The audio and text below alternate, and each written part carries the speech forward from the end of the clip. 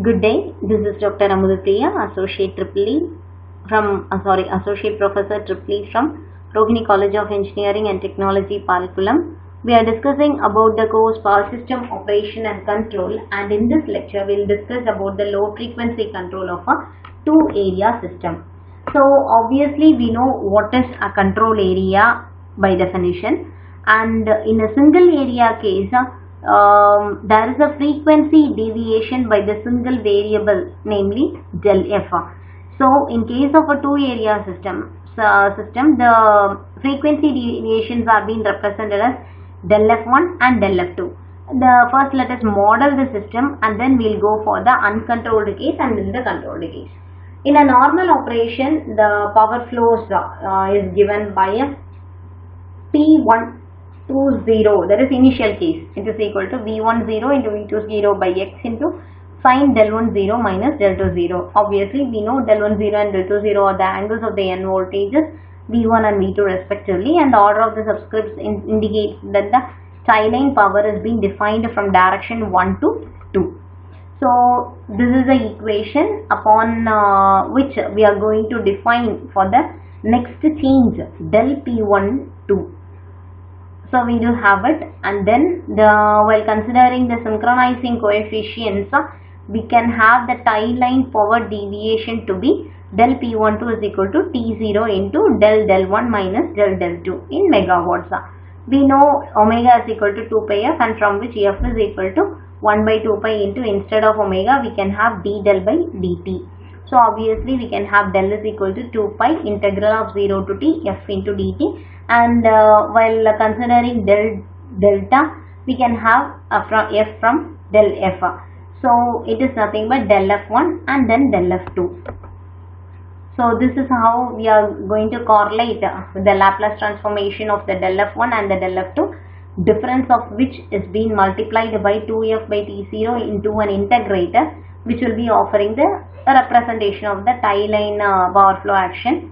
And this obviously is being given for the differences in an uncontrolled case.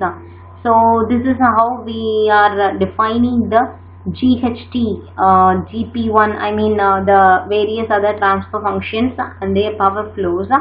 Here we can have we have to add the del P21 in the area 2, thus defining the direction of the tie line power from 2 to 1. So it is del P2. Here we do have it as del P12.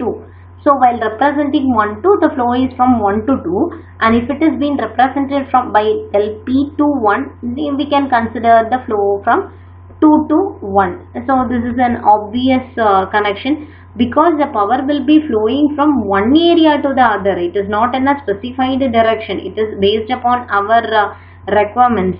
So we should remember that the powers in the single area diagram will be exhibited in per unit area. So the parameters R, D, H likewise were being based upon the same base power. And when two or several areas are being generally considered with the different ratings, we must refer all the powers and the parameters to a common one. A common base power has to be considered.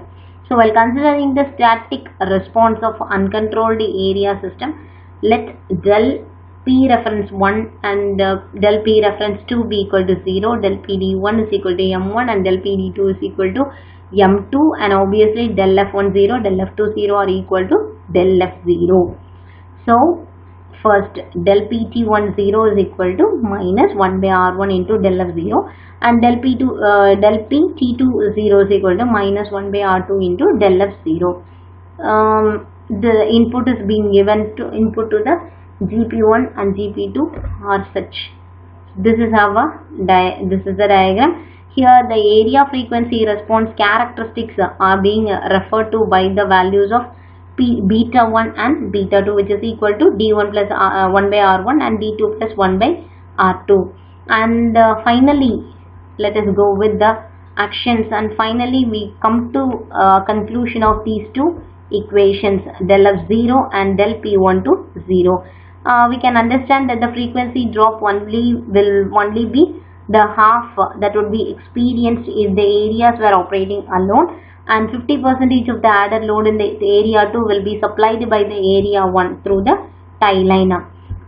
So the dynamic response of the uncontrolled two area system can be represented as a summation. Suppose if it is with the reset control, then it may be trying to approach to reach 0. If it is without reset control, then that value will be maintained constantly. So this has to be met out with the. So these are the simulation results which have been obtained with the two area system. It can be seen that the solutions for del f1 of t and del f2 of t are absolutely oscillatory. However, adequate damping has to be provided for settling them to a constant state. Thank you.